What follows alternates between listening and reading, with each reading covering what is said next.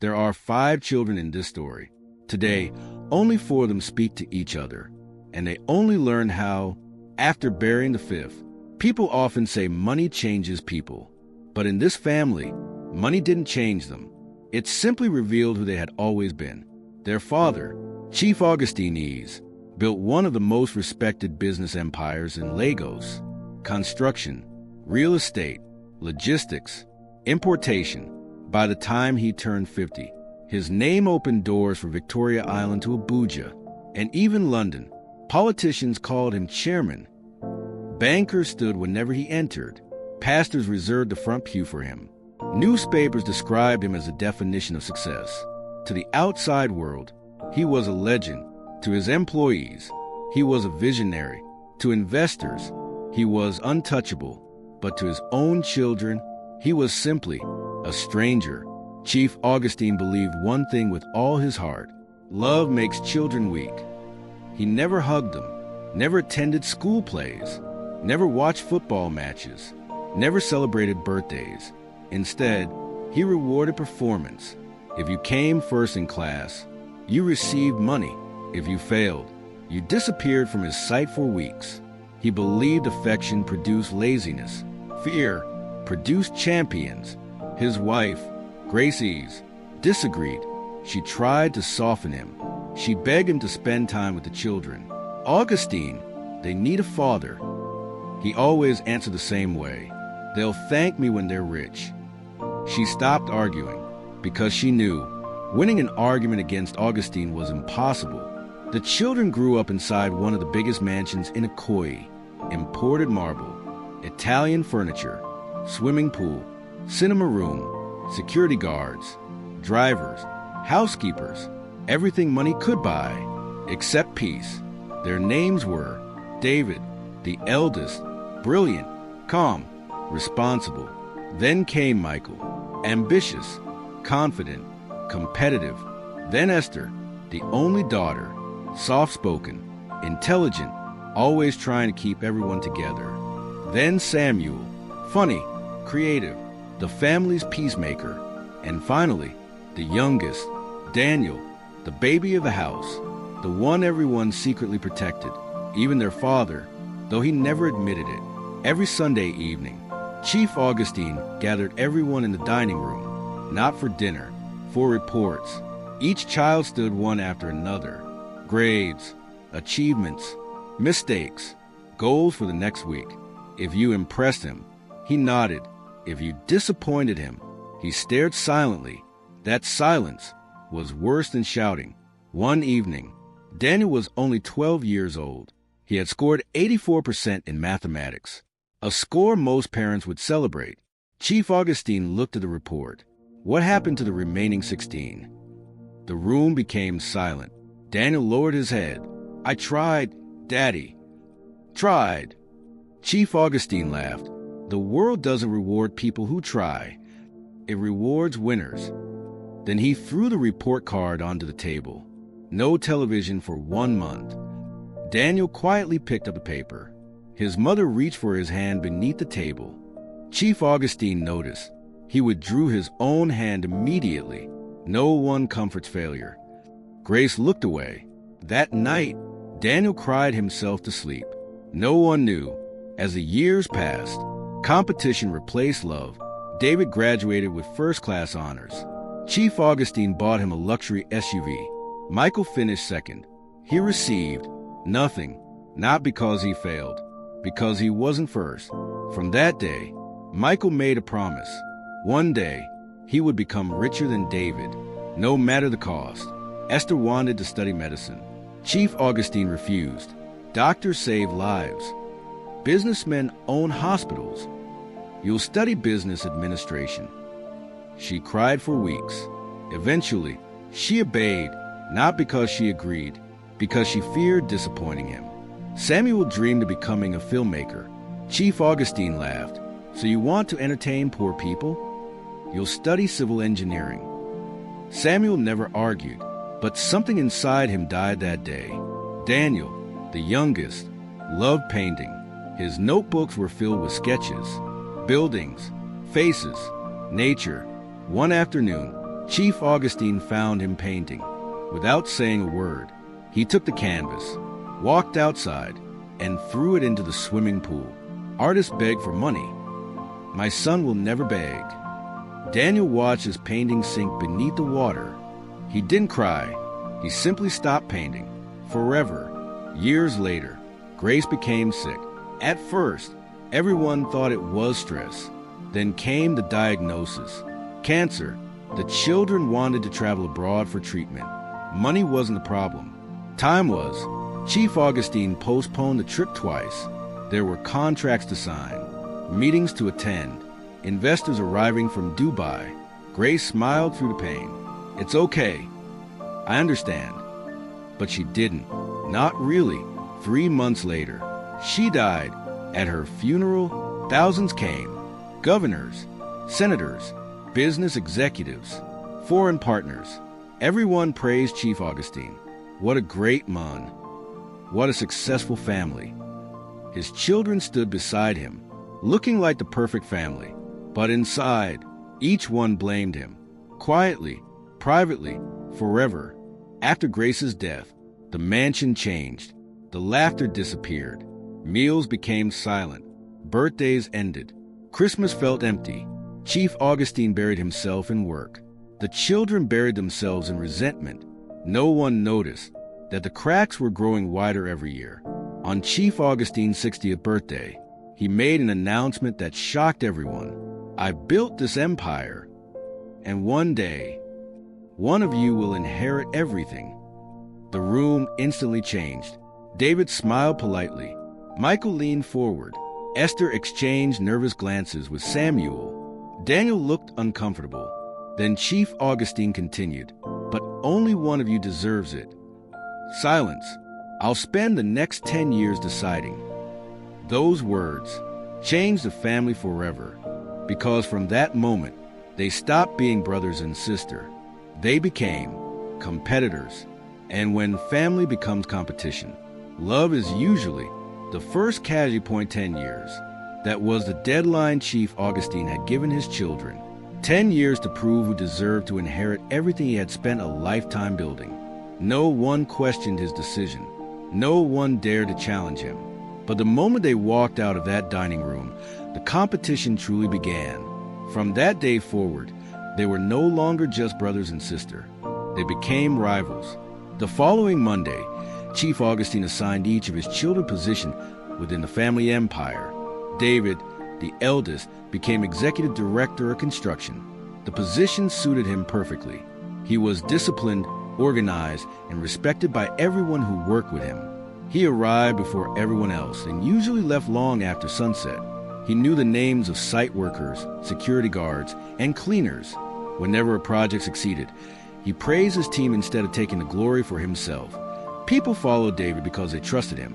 She was brilliant with numbers and believed every kobo should be accounted for. Her discipline made investors comfortable and auditors happy. Samuel was placed in charge of public relations and corporate communications. Although he had dreamed of becoming a filmmaker, he poured his creativity into promoting the family business. His campaigns transformed the company's public image and attracted even more investors. Daniel, the youngest, was given responsibility for corporate social responsibility, scholarships, community development, hospital donations, youth empowerment. Many people considered it the least important department. Daniel believed it was the most meaningful. Unlike his siblings, he never cared about becoming chairman. He only wanted the company to improve people's lives. Over the next 3 years, the Eze Group expanded rapidly. New estates appeared across Lagos. Construction projects spread into Abuja and Port Harcourt. The logistics division secured international contracts. The company even established offices in Ghana and the United Kingdom. The empire became larger than anyone had imagined, yet the family became smaller. They rarely laughed together. Conversations became formal. Family dinners felt like board meetings. Trust slowly disappeared. One afternoon, Chief Augustine summoned only David into his office. The meeting lasted almost 3 hours. When David finally stepped out, he looked exhausted. Michael was waiting outside. What did Father want? He asked. David smiled politely. We discussed future projects.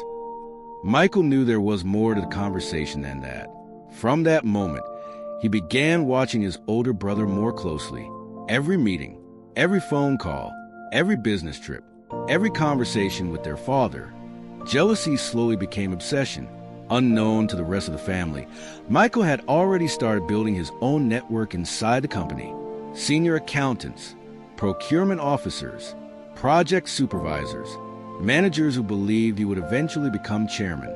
He rewarded loyalty generously. He wasn't simply preparing for succession.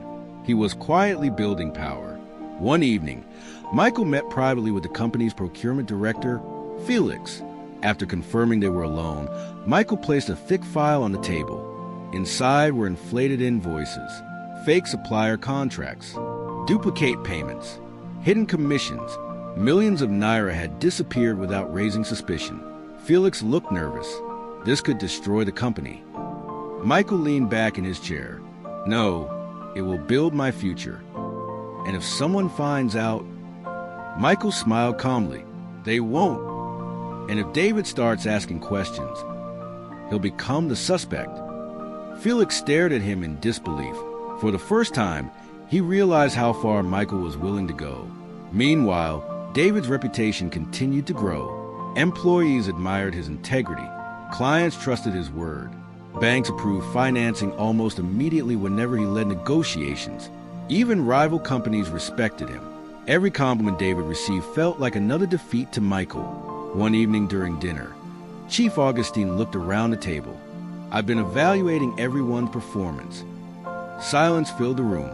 He turned toward David. The Lekki Bridge project exceeded expectations. Well done. David simply nodded. Thank you, sir. Chief Augustine then looked at Michael. The logistics delays cost his company nearly 200 million naira. Michael immediately defended himself. The flooding affected deliveries. Chief Augustine interrupted him. Leaders solve problems. They don't explain them. The room fell silent. No one defended Michael. No one ever defended anyone in that house. After dinner, Michael stood alone on a balcony overlooking the city lights. His fists tightened. If father refuses to choose me, he whispered, I'll make sure he has no other option. Several weeks later, Daniel visited one of the company's affordable housing estates during community inspection. A little girl approached him. Uncle, my daddy said your company promised us clean water. Daniel frowned. There isn't any? She shook her head. The pipes have never worked. Daniel immediately inspected the estate himself. The official reports claimed the water system had been completed months earlier, but half the pipes were missing. The drainage system was unfinished. Several buildings had been constructed with inferior materials. Something was terribly wrong. Daniel ordered an internal audit. When Esther reviewed the financial records, she noticed disturbing inconsistencies. Payments had been approved. Materials had supposedly been delivered. Contractors had been fully paid, but there were no delivery confirmations, no inspection reports, no supplier receipts, only signatures. Among those signatures appeared Michael's approval. Confused and worried, Esther took the documents to David. After reviewing them carefully, David leaned back in his chair. This isn't poor management. He looked directly at his sister. This is organized fraud. Neither of them wanted to believe it. Michael was proud, competitive, sometimes difficult, but stealing from the family business seemed impossible. David decided to investigate quietly before accusing anyone. He informed no one. Not their father, not the board, not even Samuel.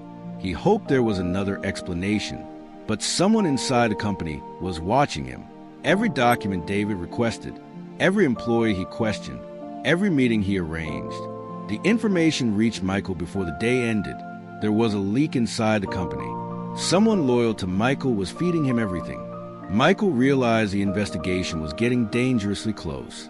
One rainy evening, Daniel visited an abandoned construction site to gather photographs for the audit. As he walked through the unfinished buildings, he heard voices echoing inside. He stopped, carefully hiding behind stacks of cement blocks. He listened. One voice belonged to Felix. The other made his heart pound. It was Michael. We have to destroy every remaining document, Michael said quietly. Felix sounded frightened. What if David already has copies? He doesn't. And Daniel? There was a brief silence. Then Michael spoke again.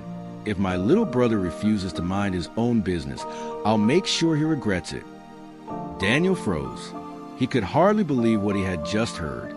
His own brother was threatening him. He slowly stepped backward, trying not to make a sound. Just as he reached his car, his mobile phone slipped from his hand and crashed onto the wet concrete. The voices stopped immediately. Footsteps echoed through the empty building. They were coming closer. Daniel grabbed his phone, jumped into his car, and sped away into the heavy rain. His hands trembled on the steering wheel. For the first time in his life, he wasn't afraid of losing the family business. He was afraid of his own brother. Daniel didn't sleep that night. Every time he closed his eyes, he heard Michael's voice. If my little brother refuses to mind his own business, I'll make sure he regrets it. He wanted to believe he had misunderstood. He wanted to believe there was another explanation. But deep down, he knew exactly what he had heard. The next morning, he drove straight to David's office before anyone else arrived. David looked up from his desk. "You look terrible." Daniel closed the door behind him. "I need to tell you something." For the next 30 minutes, he recounted everything. The abandoned construction site, Felix, the missing documents, Michael's threat. David listened without interrupting. When Daniel finished, the room fell silent. Finally, David spoke. "If what you're saying is true." He paused. "Then this family is in more trouble than we imagined." David immediately called Esther. Within an hour, the three of them were sitting together inside Esther's office. The blinds were closed. Their phones were switched off. No assistants were allowed inside. For the first time in their lives, three of Chief Augustine's children were keeping a secret from their father. Esther opened her laptop. "I've been reviewing our financial records for weeks." She projected several spreadsheets onto the wall. "These payments don't make sense." Millions of naira had been transferred to companies that barely existed. Some suppliers shared the same addresses.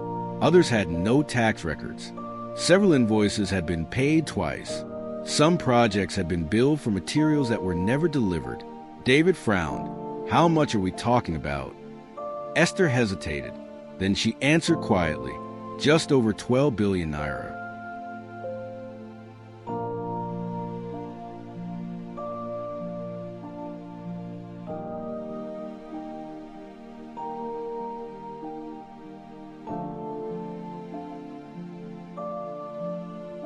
The room became completely still. Daniel slowly leaned back in his chair. 12 billion.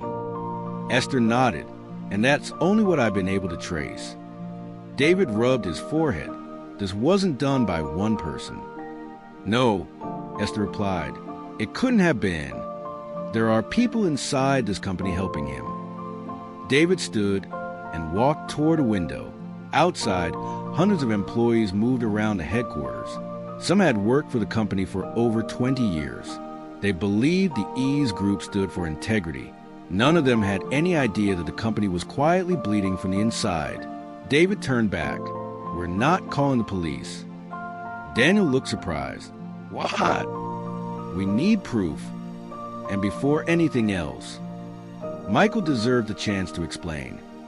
Daniel couldn't believe what he was hearing. "He threatened me." "He's still our brother," David answered. Daniel shook his head. "You're still trying to protect him." "I'm trying to protect this family." Those words lingered in the room because everyone knew the truth. If the scandal became public, it wouldn't only destroy Michael, it would destroy their father's entire empire. Over the next 2 weeks, David and Esther continued gathering evidence. They worked quietly. Every document was copied. Every suspicious payment was traced. Every fake supplier was identified. The evidence grew stronger every day. Unfortunately, so did the danger. Someone inside the company was still feeding information to Michael. Every move they made reached him within hours. One evening, Michael invited Felix to his private office. Felix looked terrified. "They know." Michael remained calm. "How much?" "They've traced the payments." Michael stood and walked toward a window. "They still don't have everything." Felix swallowed nervously. What if they tell Chief Augustine? Michael smiled. My father doesn't believe anything without proof. And besides, he trusts me more than anyone thinks.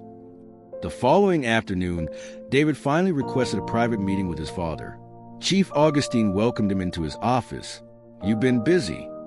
David nodded. I discovered serious financial irregularities. Chief Augustine leaned back. Go on. David carefully explained everything. The fake contracts, the missing materials, the inflated invoices, the stolen billions. When he finished, Chief Augustine remained silent for several seconds. Then he asked one question. Who are you accusing? David answered honestly. The documents point toward Michael. The room became cold. Chief Augustine slowly stood. His eyes narrowed. You expect me to believe your own brother stole from this family? I'm only following the evidence. No. Chief Augustine slammed both hands onto his desk. You're following your ambition. David stared at his father in disbelief. What? You've wanted this company since you graduated. Now you're trying to eliminate your competition. David couldn't speak. For the first time in his life, his father believed he was lying. Chief Augustine pointed toward the door. I built this empire. I know my children. Michael is not a thief. But today, he looked directly into David's eyes. I'm beginning to question you. David slowly picked up his files. He didn't argue. He simply walked away. Outside the office, Michael was waiting. Their eyes met. Michael smiled. It wasn't the smile of a brother. It was the smile of someone who believed he had already won. That evening, Daniel received an anonymous text message. Stop digging. This is your last warning. He showed it to David immediately. We should go to the police, Daniel said. David shook his head. Not yet. Daniel sighed. I hope you're right. None of them realized. Time had already run out. 3 days later, Daniel left the office just after 8:30 p.m. Heavy rain had begun to fall across Lagos. Traffic was slow. Streetlights reflected across the wet highway. As Daniel drove home, a black SUV appeared behind him. It stayed close. Too close. At first, he ignored it. Then it began flashing its headlights. Daniel changed lanes. The SUV followed. His heartbeat quickened. He reached for his phone to call David. Before he could dial, the SUV accelerated. It slammed into the back of Daniel's car with tremendous force. His vehicle spun violently across the expressway. A loud crash echoed through the night. Glass exploded. Metal twisted. The car rolled twice before crashing into the concrete barrier. Everything went silent. Drivers rushed toward the wreckage. Someone called an ambulance. Someone else called the police. The black SUV never stopped. It disappeared into the rain. At 9:17 p.m., David's phone rang. One sentence changed the family forever. Sir, your brother has been involved in a very serious accident. David's heart stopped. Across the city, inside his mansion, Chief Augustine had no idea that the empire he had spent 40 years building was only hours away from losing the son who had wanted it the least. David reached the hospital in less than 15 minutes. The emergency entrance was crowded with nurses, doctors, and police officers. He spotted Esther standing outside the operating theater. Her face was covered in tears. Samuel arrived moments later. What happened? He asked, struggling to catch his breath. Esther shook her head. They're still operating. David walked to the theater doors. The red light above them remained on. Every second felt like an hour. Half an hour later, Chief Augustine arrived. It was the first time his children had ever seen fear in his eyes. What happened to Daniel? No one answered. For years, Chief Augustine had always been the strongest person in every room. Tonight, he looked like a father who had forgotten how to breathe. An hour later, the surgeon finally stepped outside. His face said everything before he spoke. We removed the internal bleeding. He suffered multiple fractures. There is severe trauma to the head. He paused. The next 24 hours would determine whether he survives. Grace had died in that same hospital years earlier. Now her youngest son was fighting for his life in the very same building. Chief Augustine slowly sat down. For the first time in decades, he prayed. The following morning, detectives visited the hospital. The accident wasn't ordinary, one of them said. We recovered pieces of black paint from Daniel's vehicle. There are also clear signs his car was intentionally struck. David exchanged a silent glance with Esther. They already knew what that meant. Chief Augustine refused to believe it. Who would want to kill my son? No one answered, because everyone was thinking the same name, but no one was ready to say it aloud. 2 days later, Daniel briefly regained consciousness. David rushed to his bedside. Daniel's breathing was weak. He struggled to speak. David leaned closer. Don't force yourself. Daniel slowly reached for David's hand. It wasn't. His voice faded. David moved even closer. It wasn't. Daniel whispered, an accident. His heart monitor suddenly began to race. Doctors rushed into the room. David was pushed outside. The doors closed. For nearly 40 minutes, the medical team fought to save him. Then everything became silent. The doctor walked toward a waiting family. He removed his surgical cap. I'm sorry. We did everything we could. Chief Augustine stood frozen. He stared at the doctor as though he hadn't heard him correctly. My son. The doctor lowered his head. He's gone. The hallway echoed with Esther's cries. Samuel leaned against the wall and broke down. David covered his face with both hands. Chief Augustine remained standing, completely still. It was as though a part of him had died with Daniel. 3 days later, Legos gathered once again for another funeral. Business leaders, politicians, traditional rulers, church leaders. Thousands came to honor Daniel. But unlike Grace's funeral years earlier, no one spoke about success. They spoke about kindness, about humility, about a young man who cared more about people than profit. Chief Augustine listened quietly. Every tribute reminded him of conversations he never had with his youngest son.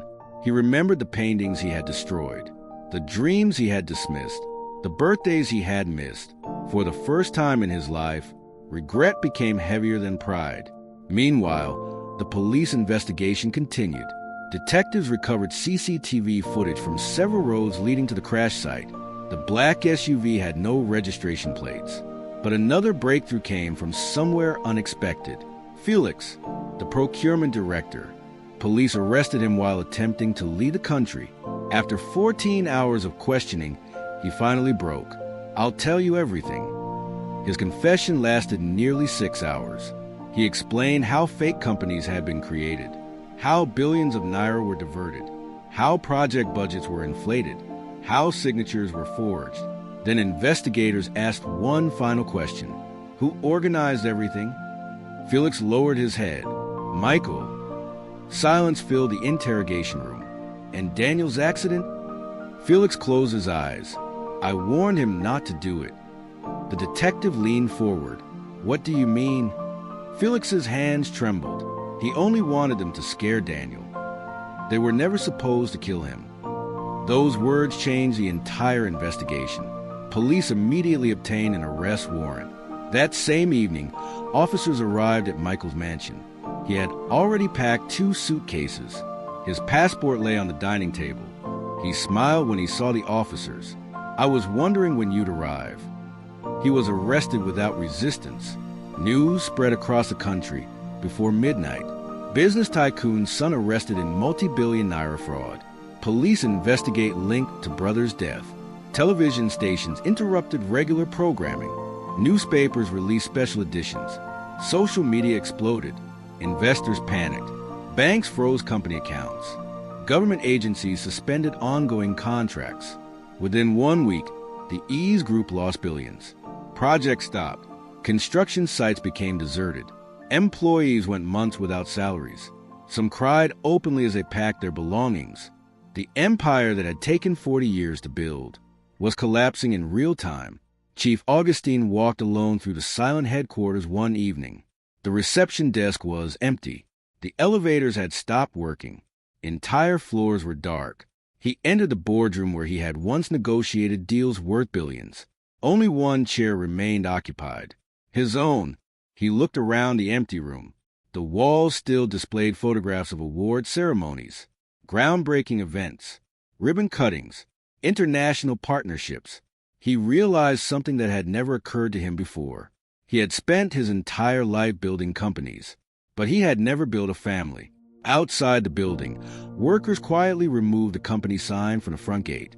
Chief Augustine watched through the window. The name he had spent 40 years making famous was being taken down in less than 4 minutes. For the first time in his life, the richest man in the room felt completely bankrupt. Michael's trial began 4 months later. Every courtroom session attracted journalists from across the country, business analysts, television crews, former employees, even competitors came to watch the downfall of the once untouchable Eze family. The prosecution presented thousands of pages of financial records, bank transfers, forged contracts, shell companies, email conversations, and finally, Felix took the witness stand. For nearly 3 hours, he answered every question. He admitted how the fraud had been planned, how contracts were inflated, how billions disappeared into fake companies. Then the prosecutor asked a question everyone had been waiting for. Did Michael Eze order the death of his brother?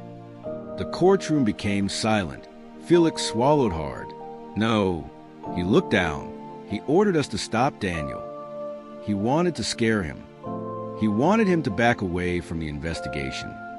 His voice began to shake, but the men he hired went too far. They rammed Daniel's car until he lost control. I never imagined he would die. The courtroom remained silent. Some people cried.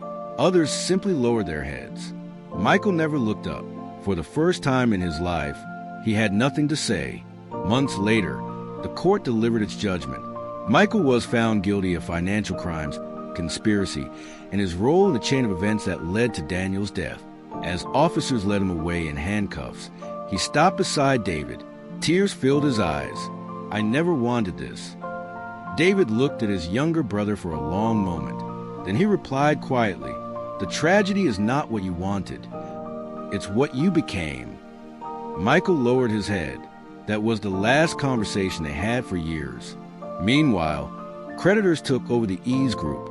The headquarters was sold. Construction equipment was auctioned. Luxury vehicles disappeared. The mansion in Ikoyi was purchased by another family. Everything Chief Augustine had spent 4 decades building was gone. One evening, David found his father sitting alone on a wooden bench in a small public park. There were no security guards, no assistants, no expensive cars waiting nearby, just an old man staring into the distance. David quietly sat beside him. For several minutes, neither of them spoke. Finally, Chief Augustine broke the silence. "When your mother was alive, I thought she worried too much. I told her success was all that mattered." He smiled sadly. "I was wrong." His voice became heavy. "I taught all of you how to compete. I never taught you how to forgive. I taught you how to build wealth. I never taught you how to build a family." A tear rolled down his face. "I built an empire, but I destroyed my own home." David placed a hand on his father's shoulder. For the first time since he was a child, Chief Augustine did not pull away. Months passed. One Saturday morning, David invited Esther and Samuel to visit Daniel's grave. Neither of them knew someone else had received the same invitation. As they arrived, another car slowly pulled into the cemetery. Michael stepped out. He had been granted temporary supervised release to attend a family memorial after several years in prison. His hair had turned gray. His shoulders were no longer proud. He walked slowly toward Daniel's grave. For several moments, no one spoke. The wind moved gently through the trees. Michael knelt beside the headstone. "I'm sorry. I was so busy trying to become the greatest that I forgot how to be your brother." Tears streamed down his face. "I would trade every naira, every contract, every title, if I could have one more conversation with you." No one interrupted him, because there was nothing left to argue about, only regret. Chief Augustine stepped forward carrying 5 white roses. He placed one on Daniel's grave. Then he handed 1 rose to each of his remaining children. The 4 siblings stood together. not because the pain had disappeared, but because they finally understood what Daniel had spent his life trying to teach them. Family is not measured by inheritance. It is measured by love. As they walked away from the cemetery, the narrator spoke one final time. There were 5 children in this story. Today, only 4 of them speak to each other, and they only learned how, after burying the 5th. Some people spend their entire lives building businesses. Others spend their lives building relationships. If you're fortunate enough to have both, never sacrifice one for the other, because money can rebuild companies, but it can never bring a loved one back. If this story touched your heart, take a moment today to call someone in your family. Forgive someone you've been avoiding. Say the words you've been postponing. Life is shorter than we think. And before you leave, don't forget to like this video, subscribe to the channel, and turn on the notification bell for more powerful stories that remind us what truly matters. Until next time, take care of the people you love, because they are worth more than any empire. The camera slowly pulled away from Daniel's grave. 4 siblings stood together. One grave lay between them. The empire was gone. The money was gone. The titles were gone. But the pain remained, because in the end, Chief Augustine discovered the most expensive lesson of his life. You can spend 40 years building an empire and still lose everything that truly matters. There were 5 children in this story.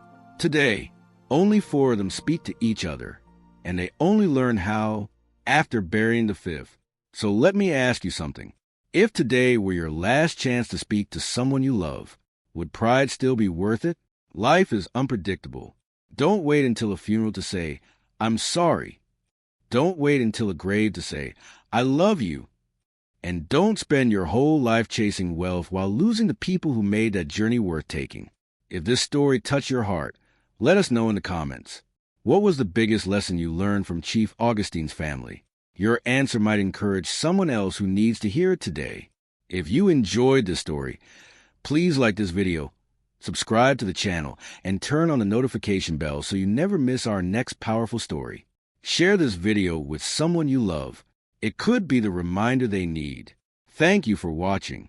Until our next story, take care of your family, because no empire is greater than the people waiting for you at home.